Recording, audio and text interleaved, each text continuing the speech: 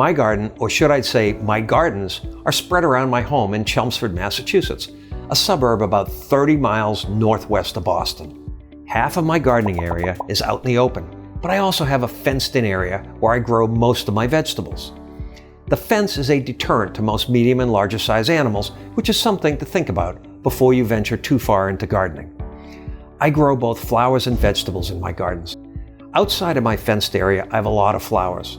My original goal for flowers was to have a perennial flower garden that came back every year with something blooming all season long, something that's been a little harder to accomplish than I expected. Spring is pretty easy, but summer and fall perennial bloomers are a little harder to come by, particularly if the ones you have get sprayed by mistake with weed killer and killed after a few years. But I digress. Right now, I've settled in on a mix of perennials and annuals for flowers throughout the summer, while I try to rebuild my perennial flower beds. I do grow some vegetables out in the open, but they're chosen carefully to be the ones that animals don't usually bother, like butternut squash, pumpkins, and okra. Now, inside of my fenced-in area, I have mostly raised beds. Most of my raised beds are about 18 inches high, and some might argue that you don't need to build them that high.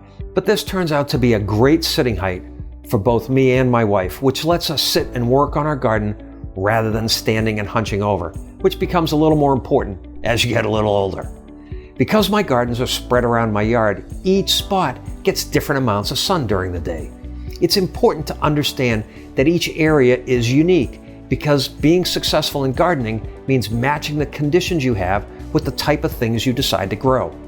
The area directly behind my house gets very little sun, and the things I grow there like the shade, like hostas and hydrangeas.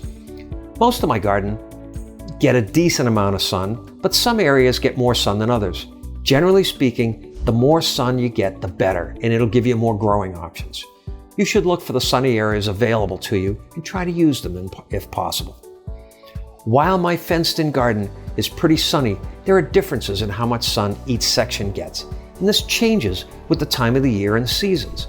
As the days get shorter, some parts of my fenced-in area don't get as much sun, and when the sun is lowest in the sky, some parts are completely blocked by the fence and don't get any direct sun at all. We'll see how all these things fit together when we look at our garden's climate and the things that make every garden a little bit different.